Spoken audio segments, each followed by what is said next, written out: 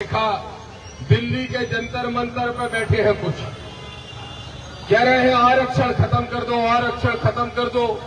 ए मुट्ठी भर नालायकों, तुमको दामोदर यादव कह रहा है, तुम क्यों मूर्ख बन रहे हो? सोचो, तुम कह रहे हो 50% आरक्षण है SC ST OBC को और तुम कह रहे हैं खत्म कर दो। अगर हम निकल पड़े, हम पागल लोग, भोपाल से, लखनऊ से चंद्रशेखर भाई निकल पड़े, राजस्थान से हमारे भाई निकल पड़े और हमने कहा कि जिसकी जितनी संख्या भारी उसकी उतनी हिस्सेदारी के हिसाब से 100 में 85% आरक्षण देने का काम करो, फिर क्या करोगे? तुमने तो पूरी ताकत लगा ली, तब तुम 200 इकट्ठे नहीं कर पाए, लेकिन हम ताकत लगा लेंगे, हमारी पार्टी, हमारे मिशन के लोग, तो 2 करोड़ लोग दिल्ली में इकट्ठे हो जाएंगे, पैर रखने के लिए जगह नहीं बचेगी। इसलिए मोदी जी की सरकार, अमित शाह की सरकार को भी कहना चाहता हूं, मोहन यादव से काम नहीं चलेगा। सुन लो सरकारें, सुधार दो, ठीक सुधारा है वैसे तो जंतर मंतर पे बड़े बड़े अंगोछा बांध के गए थे। अंगोछा जानते हो? स्वापा, स्वापा जानते हो? क्या बोलते हो उसको? कहीं कहीं पगड़ी, रूमाल, जाने क्या क्या बोलते हैं।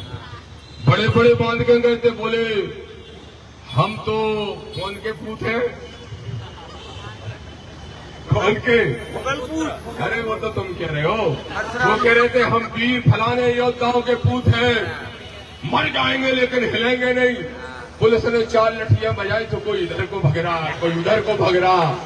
हमने कहा कहां गए भैया अकबर जोधा वाले? कहां गए?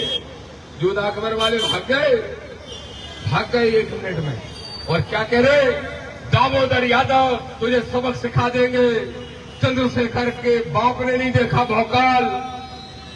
ए कपूतो, समय रहते सुधर जाओ। अभी तो हमने तुम्हारी एक पोल खोली है हरदा में, एक। मैंने सिर्फ ये कहा, पंकज को मालूम है, बैठे पंकज कहाँ है? पंकज अतुलकर हरदा वाले कहाँ हैं? मैंने एक ही पोल खोली कि अगर मुझसे ज्यादा वो लगाओगे और भाई चंद्रशेखर आजाद को चुनौती दोगे तो सिर्फ एक ही बात पूछ लूंगा कि बताओ अकबर किसका जीजा था? क्या हमारा जीजा था? क्या था? क्या हमारा जीजा? तो किसका जीजा था और क्यों बनाया था? ये सवाल जायज है क्योंकि इतिहास के पन्नों में दर्ज है। तो जो आंदोलन कर रहे हैं वो करते रहे, लेकिन आरक्षण को छूने की औकात किसी सरकार की नहीं। और बाबा साहब के संविधान का एक पन्ना जो फाड़ेगा उसको 2500 फुट गड्ढे में गाड़ने का काम करेंगे, लेकिन संविधान को आज नहीं आने देंगे।